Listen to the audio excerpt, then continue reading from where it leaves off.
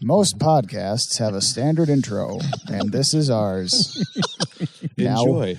Now we begin.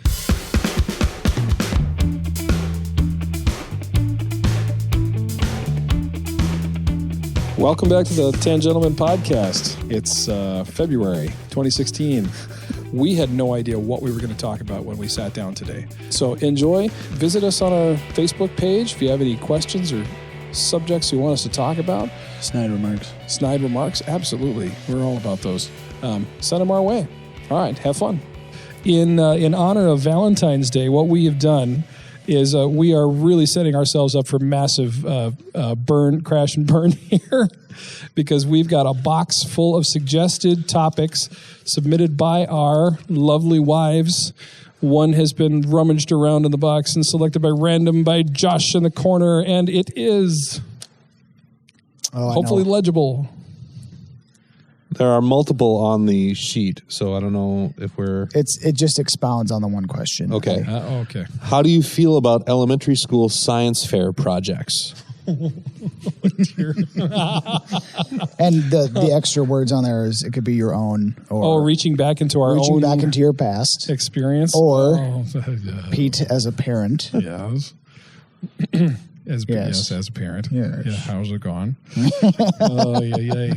Well, okay, reaching. Okay, I think in a global sense, I think the fundamental problem that I have with elementary science school fair projects is that they are basically representative of how involved the parent was in the project. My parents were never involved in my projects, and so they stank to high heaven. Oh, the handwriting was bad, and they were crooked, and concepts weren't necessarily all that well thought out. And what did I have to show for it? It wasn't exactly the steam engine that I had hoped to build. Yeah. But maybe a windmill on a straw made out of popsicle sticks. What's interesting is I'm thinking back, and my parents didn't get involved in the school projects. To my recollection, at least, maybe they did more than I can remember. But what's an interesting thing is I'm a very competitive person. I never won one. I came second once. I never won, and yet I remember really enjoying them. I really did. I remember one I did that was being able to turn on the light from your bed, and it was before the clapper and all that kind of stuff. I remember one I did that was like a choose your own adventure comic book, and that was before the movie Big came out too. So when the movie Big came out and they did that, I did that at a science fair. That was, I was so excited to see it, and yet it never came about. But apps, we have apps now that do that. But I remember enjoying them. Absolutely. So you're saying your that parents I just never stank at it. That's pretty much what it came down Your parents to. never I'm helped willing you, to accept that. No. So you did the boards and everything all by yourself. The dioramas and the yeah. I don't remember ever doing a science fair project, and I must have. I had to have. You probably blocked it out. I didn't even get like a participation ribbon. I mean, that's how bad mine were. Just the teachers looked at it. They're like, which says a lot about them because you're the only one in medicine here. So, so there, come down to my clinic. No, you'll be treated well. No, we've done a few. If I can now. find all your parts. We've done a few as parents, and there's usually some tears shed. Really? And some... By the children or the parents? Both. There's actually a really funny street picture out there. I'll have to find it and attach it to this post when I make the page. But it's like a science fair board, and it's like this. The thing is set up as, how difficult is a science fair project or something like that. I'm getting it completely wrong, but it's hilarious for anybody that's ever had to do a science fair project. Yeah. It's just, it can be very brutal. We're going through that right now. It's actually not too bad. But actually Connor he went down to Mankato, I think twice for like the regionals. Really? Really? Yeah. Way to go, Connor. I'm impressed. We're all looking toward the sound booth right now. He's our sound tech. Our staff. Joshua. Thoughts? Science fairs? do you remember science fair? I have no funny stories about science fair projects. You were the winner, weren't you? No, I Because you created real Spider-Man web shooters Yeah, right. and an Iron Man suit and A transporter. I only have sad stories and not like funny sad. So we're just gonna skip mine. just sad. Just sad. Okay. Yeah. So okay. we're just gonna skip mine. Okay. For a little bit there. All right, that's Unless fair. we want to go that direction with this podcast, but I don't think that was the plan. I don't. Well, we'll save that for another time. About that. Here's a secondary question. Yeah. Do you think kids learn from them? That's interesting. Okay. Well, I learned how stinking hard they are to make some things that I thought would be easy to do. Yeah, and so definitely. that was educational, I guess. And I did honest to goodness, I wanted to do a project on steam power once when I was young. Wow. And so my intent was to try to make a piston. I wanted to make a functioning piston. And I did not know the level of machining that was required to actually make that happen. And over time, just lots of experimentation, I realized this was way beyond not only my skill set, but also the tools that I had. And so, and the tools that my father had. Yeah. So we ended up making this. When I said a windmill, that's really basically what it turned into. Was a paint can with a hole in the top that we soldered a copper tube to, and then soldered another like a turbine kind of thing. So we could throw it on a camp stove and then heat up the water and it would turn the turbine. But that's really cool. It was still not even a participation trophy, and not kidding. Those Belgium kids were. No, that was in Kenya. So we were I it may have been I think a vendetta by the science teacher to hold me back, hold me down. Since they saw brilliance. You created an arc reactor out of a paint can. And They called you MacGyver. And you got passed over. Yeah, with Snickers. You changed the Way to go, Earth's MacGyver. gravitational pull or the moon's gravitational pull with a paper clip and a rubber band, and they're like, "Nah, King's right, nah." That's pretty much. I remember that face. Well, so let me ask this then: It was. Is there any school project you did that you legitimately enjoyed and learned? Now are we talking? Okay, so science From. fair. Okay. Any school project? Is this the wrong group to ask this question? Elementary school? No, I don't remember anything about elementary school. I did some fun projects in high school. They're all art related. Like I made a full chess set out of clay. I did it all slip casting. And that was quite a learning experience. Cool. Yeah. I liked reading. Did a lot of reading. So any project that was like, hey, read these things, I did that. Those were good projects. That's what I got. And how did they know that you had read them? Because I conversed in them. No. I was conversant in them. Actually, there was one. The closest thing to a project that I remember at all, because I took reading and writing heavy classes and we didn't do projects. I avoided shop. It did not go well for me. Yeah. Which you guys are not surprised about. No. There's still time, though. Because I did not do well in shop either. All your fingers and toes. Indeed. As far as you know, yeah. Well, I'm assuming on the toes. Except for the little piggy that went to market. Yeah. We will never talk about that again. My wife just like 2 days ago calls me. I'm up doing homework. I'm upstairs. So we've got 2 levels of the house. I'm upstairs in my office doing homework. And I get this, husband. Is that what she calls you? Yes. She calls you husband? Husband. Oh my guys, you're like Amish. That's awesome. Thank you, Peter. You're welcome, brother. I never wear buttons, but I got a cool hat. So way more humble than thou art. Oh no, let's not do this. Okay. She shouts, We love you, husband, and I run down, and she's like, I'm like, what's going on? She's like, the little piggy who went to market. He didn't go to the grocery store. They turned him into bacon. Okay, yeah. Is this just happening? She goes, I always thought he went grocery shopping. It was a little piggy family. Like one went grocery shopping, one stayed home. He went to the market. Yeah, one of them had roast beef.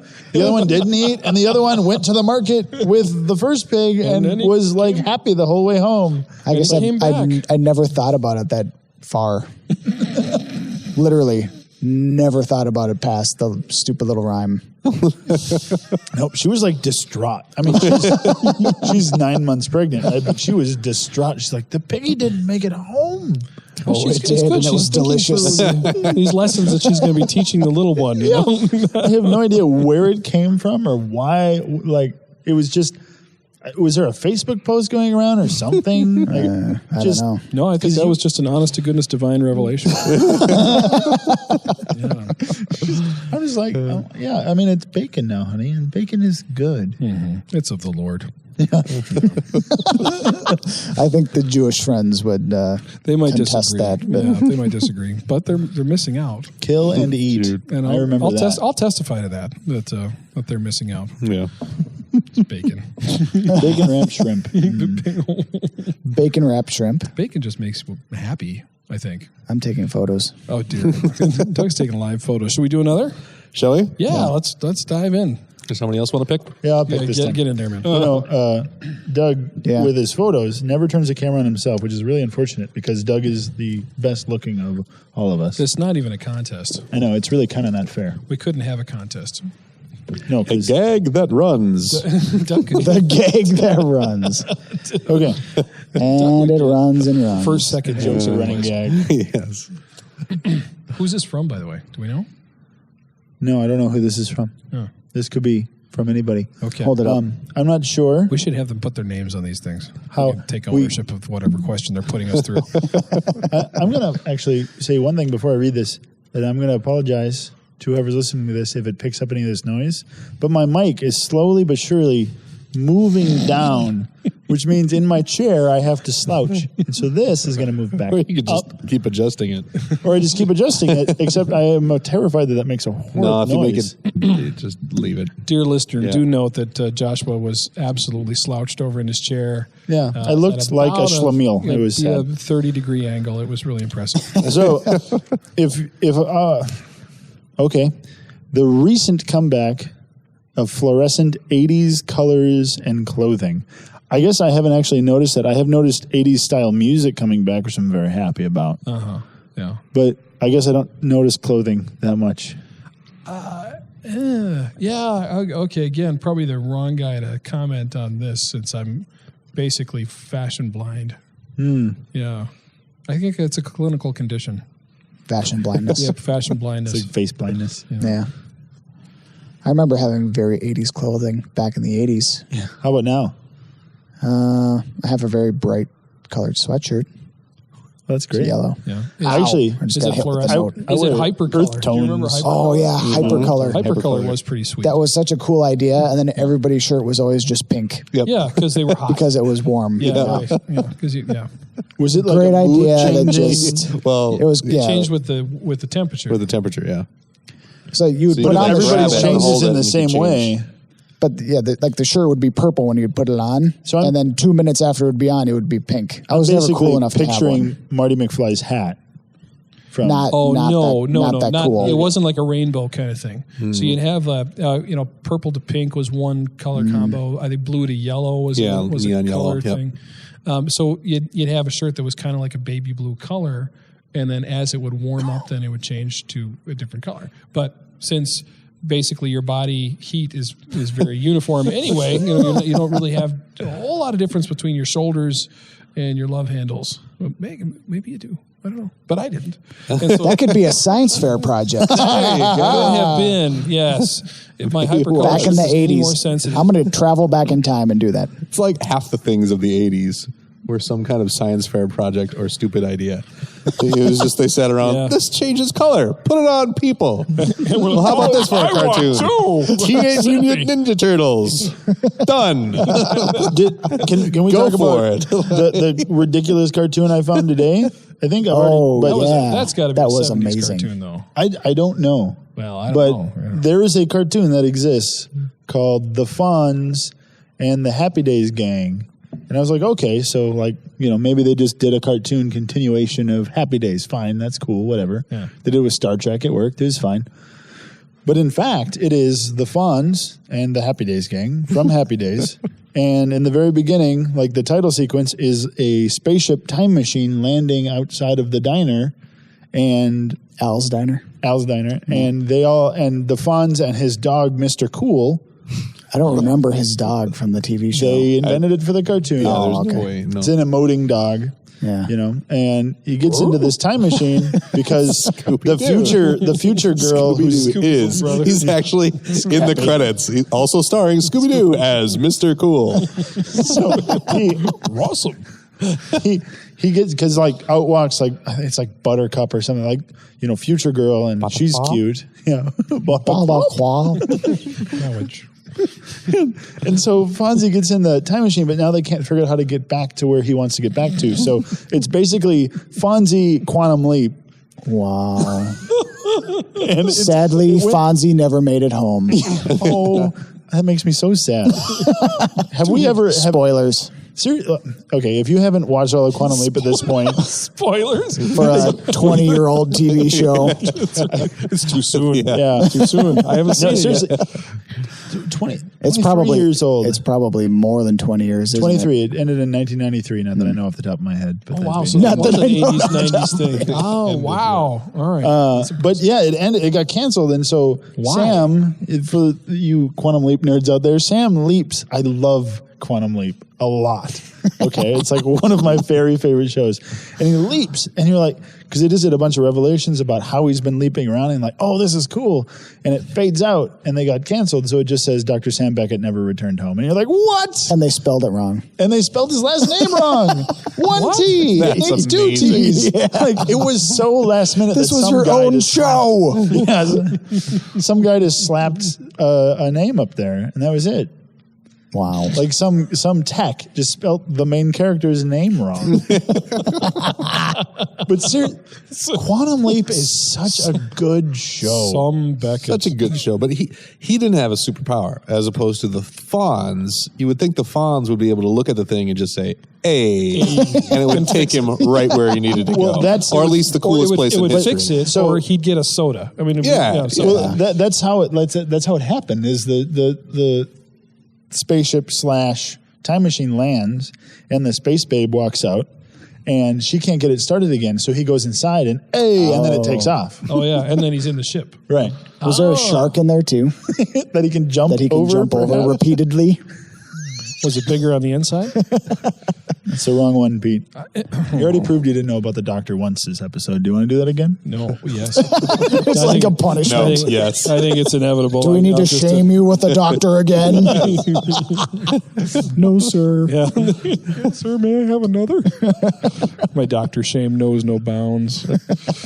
All right. We might actually get through all of these this time. Drawing. I am in the box of doom here. I happen to grab my wife's. So speaking of which, I found out today, because this is for Valentine's Day, that we're listening to our wives, because we don't do that the one rest of the day year, a because it's socially, that's the thing, right? That we actually love each other just on February 14th. Yeah, that's how we do it. That's not the story, but that's just a side note that I think is not funny. But so my wife told me today that she made reservations for us on Valentine's Day, which we don't do. We always go out the week after because everything's half off. Chocolate is amazing. Fingers crossed for White there's Castle. nothing- Fingers crossed for White Castle. It is. Booked a reservation at White you Castle married for well, us. sir. I did. I win the game of life. Do they do that all of them, or just that St. Paul one? No, all of them. They do. All You of can them. do- White you can get a- tablecloths. You got to Yeah. reserve these things like months in advance. Yeah. So excited. Yeah. And she couldn't. She booked a babysitter. She had it all reserved, everything, and she couldn't hold it in today. She was just like Nice. giggling. She said, Oh, I have nice. to tell you what we're doing. Oh, I I'm jealous. Nancy, I'm jealous. That's so amazing. And yeah, I took the family to White Castle right when it opened up in Apple Valley, because first thing, there goes the neighborhood. And then second, we gotta introduce the kids to this. There was an instantaneous, visceral, full body revolt from 3 of the 4 people sitting at the table, and thus I finished off all of their burgers. Oh wow! They didn't like them? They hated it. Oh, my family likes it, except for Beth. You are bone of my bone. You should like this stuff. Yeah, For heaven's sakes. wow. I didn't understand. It's fried fat. How can you not like it? Steamed. It's not Steamed. fried. It's It's not steamed. fried. It's actually better than most places, but they have chicken rings Yeah, those are good. and onion chips. Anything is possible at the White Castle. It's true. It's amazing. Magic happens. Anything is possible. Yeah, it's a true. magical land. It is. I had a coworker good. once whose daughter was touring Ireland, and she was sending home all these pictures of castles and stuff. And so my coworker went around to all the White Castles in town and took pictures of all the White Castles, and then made a calendar and sent it over to her. And it was like a prized possession. I want a amazing. copy of that. That's pretty sweet. White That Castles. is amazing. Gotta dig that. So yeah, Wow. you're seeing castles. I got castles. All right, so this is there's a very wifey question. You guys get your tissues out here. Oh no. All right. The moment you knew. Oh wait, my wife wouldn't say it quite that way. The moment you knew you wanted to marry us. Oh. You wanted to marry us? Us? Yes, we're suddenly husband wives. She did write that in the plural. That's true. Brother husbands. Yes. Brother Wonder husbands. which of my other wives she's talking Yeah, about. husband wives would be something else. It only happens in one culture, as far as I know. So the There's moment one we culture, knew. Northern India. But anyway, I digress. But that's what I do. Anyway, Neil digress. Tyson over here. Neil Oh, dad joke. Okay. I'm Dad practicing. joke. I got like 2 weeks. I got to practice these. Yeah, So, that was a good Joshua. That's a good dad joke. Yeah, actually, I heard a wonderful one the other day for anybody who might be an Apple nerd. Yeah. Which is me, I think, at Yeah. this table, but that's okay. Do you know why Johnny Ive has to hire at least one Allison for the design team? Because there's an alley minimum. No, see? Like aluminium. Yeah, any Apple nerds are giggling right now as they listen to this. They're like giggling. My friend Jordan Gilstrom gets a little shout out. Invented that joke, and I've never been prouder of another human being. Oh, dear. Oh, dear. Glad you set the bar so low. I have hope. Any joke from now on is Yeah, going up. we're up from there.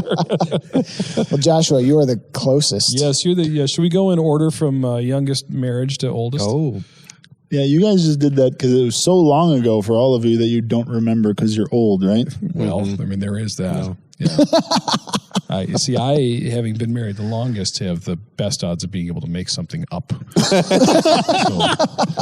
I have now about 3 minutes to get a really good story together. But you, sir, are on the spot. The time, like I don't know if there was the time. Like everything for me is so gradual. I very rarely have even my coming to Jesus moment. I mean, there I suppose was one, but it was a very gradual 6 years. But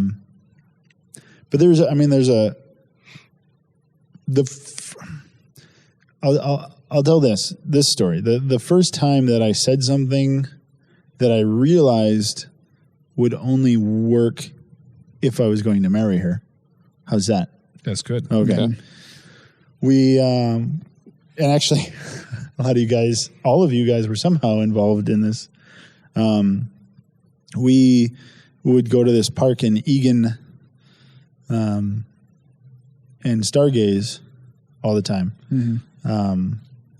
After dark when it's illegal to be at the park because I'm a bad boy. You are. Yeah. You are. You rebel. Rebel. You guys can't see it, but I'm in this leather jacket. been watching the Fonz all day. Just materialized suddenly. I can't even picture you in a leather jacket. That's amazing. It's really a leather. My brain It's a leather. won't allow that to happen. You're a pretty creative guy, too. Imagine a leather cardigan. It would absolutely. I can only imagine if you're trying someone else's on. I can only. See, I totally got him in the fringe, and with like silver stuff hanging places. So I'm like Marty in Back to the Future 3. Oh, the doc like insures him. No, this is what cowboys wear. Don't worry. This is what motorcycle people wear. I had Don't you fret. black leather with fringe. Yeah. So just so that you know. Yeah, Fair enough. That was okay. So anyway, that's about how I'm a bad boy. But we would go to this park after dark. Tell your kids not to stargaze at the park after curfew. And time. don't let your children grow up to be cowboys. Guys who wear fringy jackets. All right. Where have all the cowboys gone? Stargazing? Yeah, stargazing. I want to work another Neil deGrasse Tyson joke, and this is not coming to me.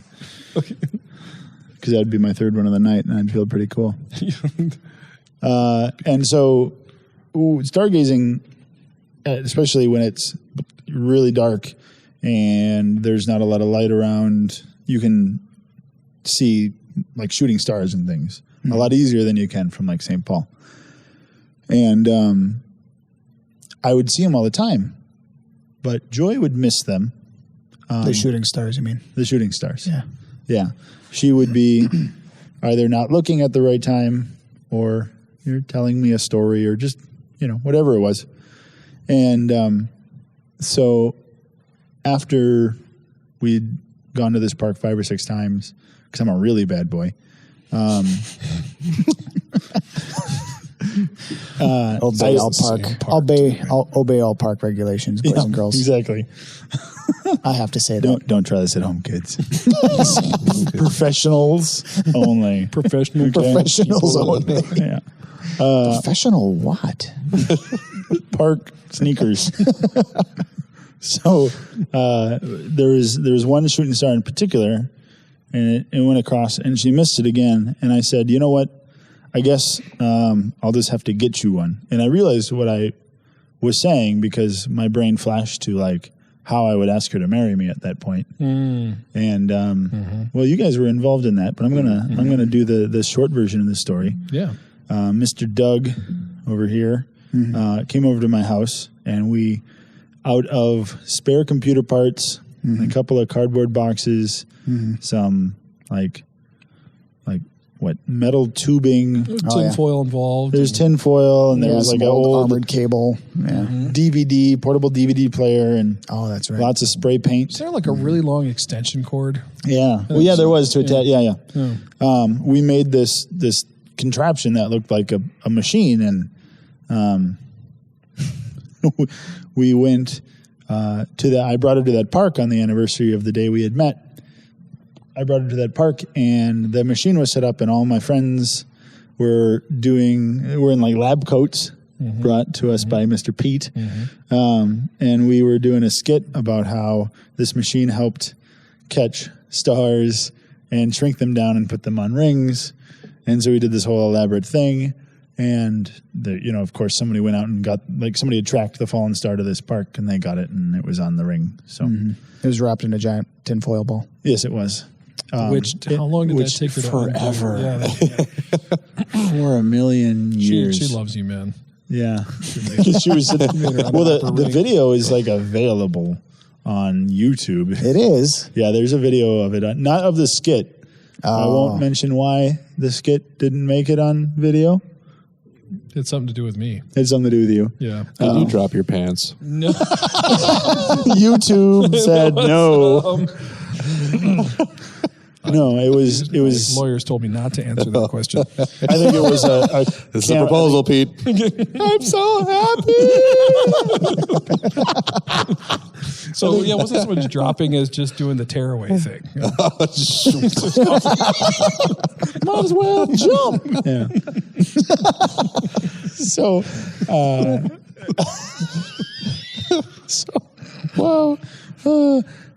Okay. So, yeah, but the second half of it is the awkward me unrolling the tinfoil ball is, and it's worth a view. I'll send you the little link, the linkaroo. And it if it ended up at the tail end of this, it's not the end of the world. Could be fun. Could be fun. Could be fun. But yeah, that's my answer. Nice work. Okay, I think you're next. I am next. So, the moment I knew, was it specifically marriage or love? What was the question? I think the moment you knew you wanted to marry us.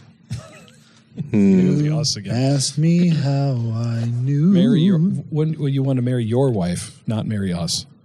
Yes. Or anyone else. Yeah. It's we have lots of charming little stories. I mean, I remember going to a Twins game with Beth, and we were friends, and we were on our way home from the Twins game, and we were on the light rail and stopped at the Caboose, and there was a band playing, and I knew who the band was. I was like, oh, they're playing. We should stop and go see them. And we looked at each other, and it instantly turned awkward from we were just friends going to a game and two people didn't show up. And so it was just the two of us to, what was this, a date? So there was that moment. There was a driving the car moment when she remembers even what part of the highway we were on. I think we were going toward Egan, and she had her hand up, and I went to change the radio station, and our hands touched, and she quickly pulled it back, and I said, "You can hold my hand if you want to." I did the flower thing, and we held hands. There was that. So it really did grow like that. I remember asking her to be my date to a wedding, and her saying yes. And then I went to Argentina and thought I was amazing because I had this amazing, beautiful woman say yes to me. And I was in Argentina giving love advice to people and all that kind of stuff. Came back from Argentina, and she's like, maybe we shouldn't. Crushed. I just remember being crushed. But funny enough, she went to the wedding, just not with me, and I sang with another girl, a love duet. I think it was The Prayer or something like that. And that was actually when she realized she really had feelings for me. So that was interesting. So it really was these, just a series of events that our relationship grew. And it wasn't so much a moment that I knew. I can't remember not feeling that way. Once the feelings were there, I knew we were walking toward marriage. Yeah. Yeah, my story is pretty similar. I remember being completely smitten with Christine when I was in high school. We were both in high school. And, we didn't actually start dating till afterwards, but, I remember thinking, oh, she's never going to like me, but just being completely infatuated. And eventually we started going out, and it was never are we going to get married? It was, we always knew we were going to get married once we started seriously dating. Oh, cool.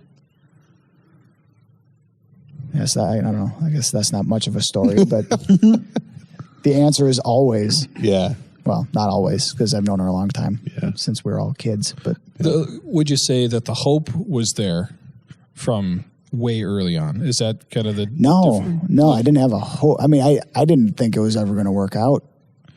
But you would have hoped. I would have hoped. You're shooting for the moon. Yep. Christine's the moon. That's weird. But but I mean, you're thinking, okay, I've got my sights set way high. Yeah, and my self-esteem was way too low to ever think that I could do that. Get that she'd be interested in. Yeah. Well, that's wow. Yeah. Well, yeah, I had a kind of similar thing too. And it's interesting to hear how the graduality of it just plays into how relationships build.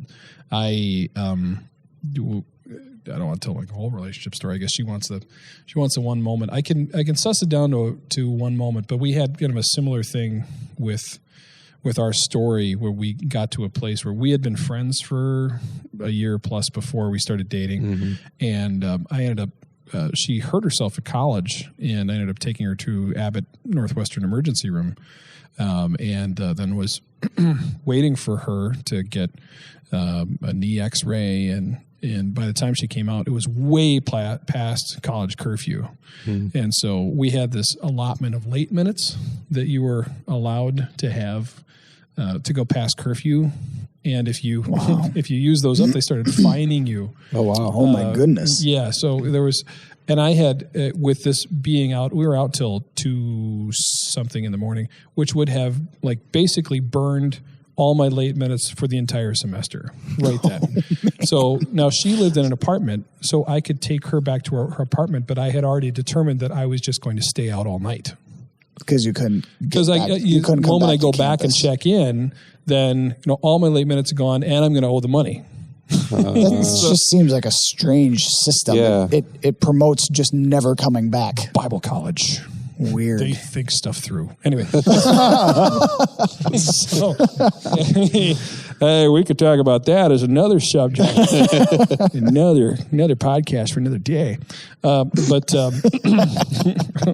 But anyway, so that was my plan. Is I was just going to like, okay, I'll take her back to her apartment, and she was like not wanting to go home yet. So like, okay, well, I mean, what are our options at 2:30 in the morning?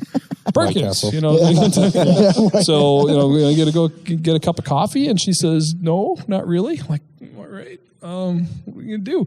So we just kind of drove around the Twin Cities all night, really, and ended up at that scenic overlook by the state capitol building, or you can look over St. Paul. Have you guys ever been up there? You told me about that. You're also we a rebel. drove past it, Yeah. and you stopped the car, and you pointed and you said, "That's where you take women." That's where. Yes. We are both pointing right now with our right hand. I would have been like super creeped out at that moment. Yeah. I can't, sir. I don't remember. Why were we driving around? Why were we at 2 in the morning? Why were we near the Capitol? Looking for places to take women. What were we doing? I don't know. Were we seeing? Was that one of the Petra concerts? I don't know. Where was I? I presume I was driving you somewhere. Yeah. I don't remember why. Maybe that was when we went to Happy Gnome that you don't remember. That could have been. Yeah. That whole day. It existed, I'm sure. I just Anyway. can't get that picture out of my head. So that's where you take women. To do what? Propose marriage, young man. That's where that happens.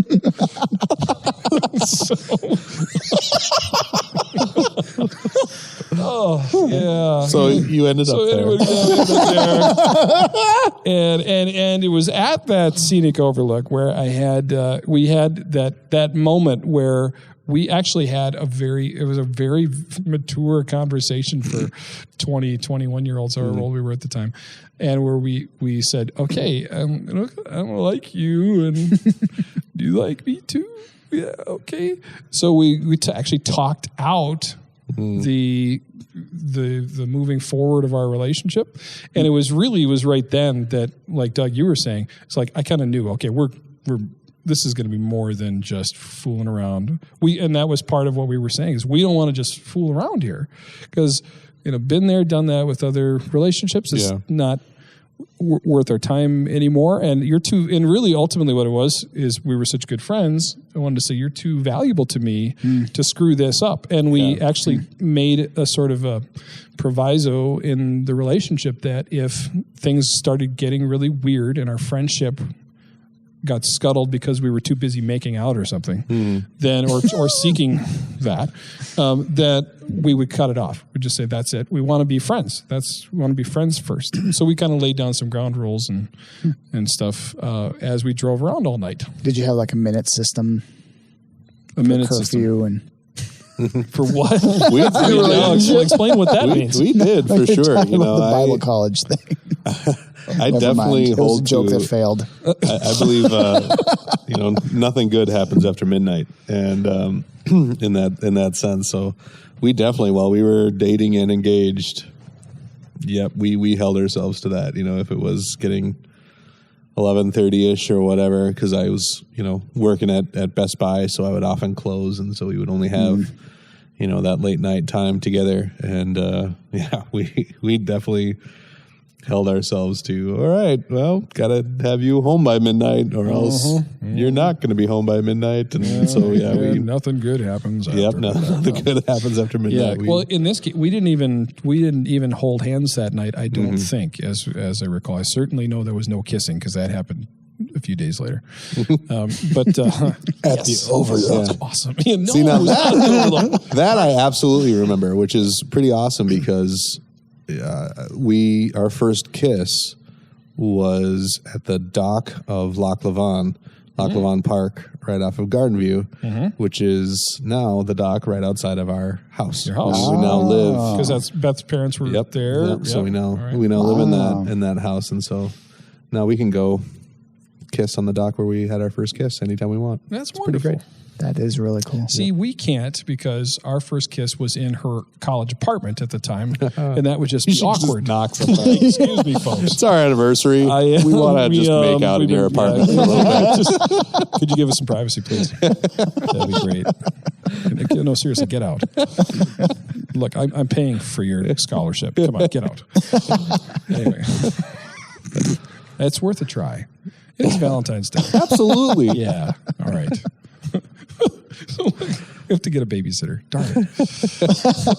Anyway, but there was a second moment when we were in the full-on throes of dating, where I remember watching her interact with some kids, and it was so sweet and so dear, and I had this instant flash forward to, this lady could be a great mommy, and that like sealed the deal right then. So that was my other moment, that it was. I kind of always knew from the get-go, from the basis of our relationship, that we were moving in that direction. But there was that, and I can't even remember if it was here. It might have been down in the nursery at church that it happened. But I just watching her interact with kids, it was like, she's sweet and wonderful. I'd be an idiot to let her go. So good note. I would be an idiot if I had let Beth go as well. Agreed. Yep. I'm pointing at all the guys. Yes. Agreed. We are very agreed. We all married up. We love our wives. Definitely. And dudes, we have to stop. All right. Well, thanks for listening. We want to encourage you, as always, to get a group of friends together, sit around and tangent with each other, get to know each other deeper. And again, to reiterate, we would love if you leave us comments on our Facebook page, and leave us an iTunes review if you enjoy the show, or even if you don't. Thank you. Hey. Oh, now the gang got zapped into that time machine, and they're like traveling through time. My. They do not dig where that machine is going, but they sure hope to get back to 1957 Milwaukee. Can you dig it? Yeah!